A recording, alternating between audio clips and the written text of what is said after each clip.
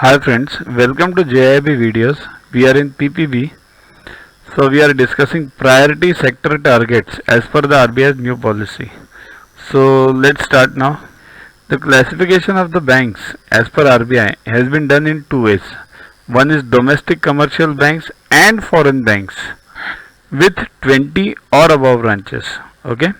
See, this is one domestic DCB plus foreign. Okay, and here foreign banks with less than 20 branches. It's only foreign banks.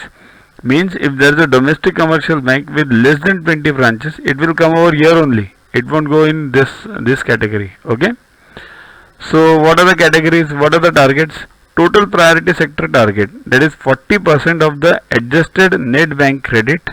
Means if you the total credit which you give, out of that 40% adjusted, and credit equivalent amount or credit equivalent amount of off balance sheet exposure, whichever is higher.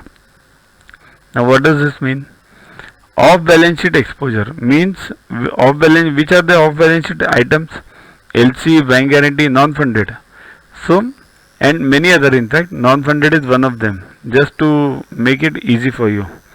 So here there are two categories, either 40% of ANBC or credit equivalent amount of off balance sheet exposure, whichever is higher.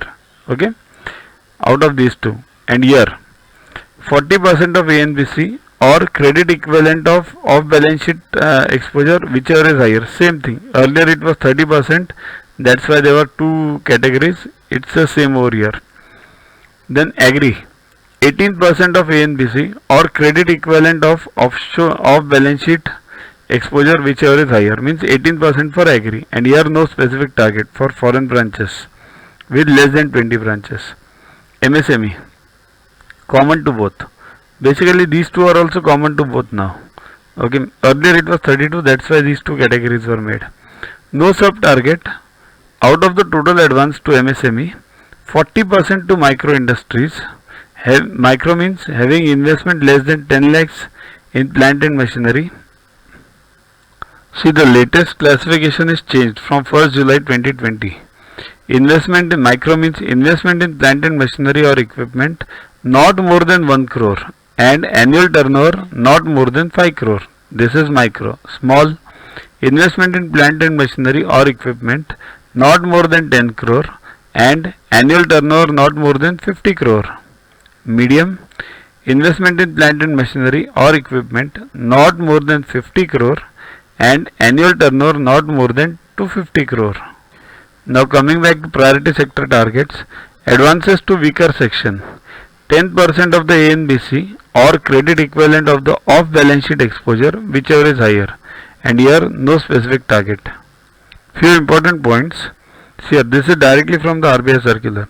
Bank loans up to rupees 50 million per borrower for building social infra for activities namely school, healthcare facilities, drinking water facilities and sanitation facilities, including loans for construction, refurbishment of toilets and improvement in water facilities in the household in tier 2 and 2 tier 6 centers, are eligible for classification under priority sector loan. Priority sector, very important, means up to 50 million rupees and for development of infra, so that will be priority.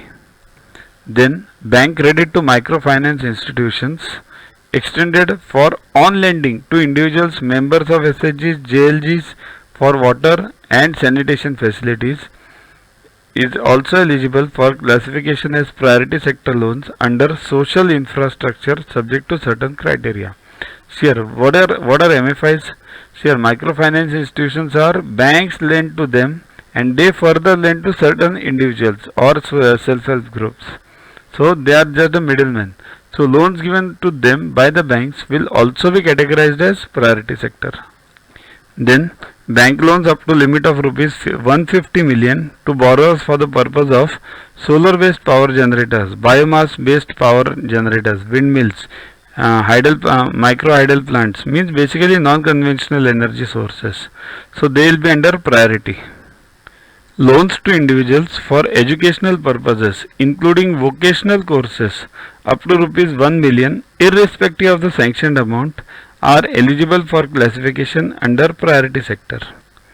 Next, Loans to individuals up to rupees 3.5 million in metropolitan centers with a population of 10 lakh and above, and loans up to rupees 2.5 million in other centers for purchase construction of dwelling unit per family are eligible for PSL, Priority Sector Lending, provided the overall cost of the dwelling in the unit in metropolitan center and other centers does not exceed 4.5 million and 3 million respectively. Means metropolitan 4.5 and other 3 million.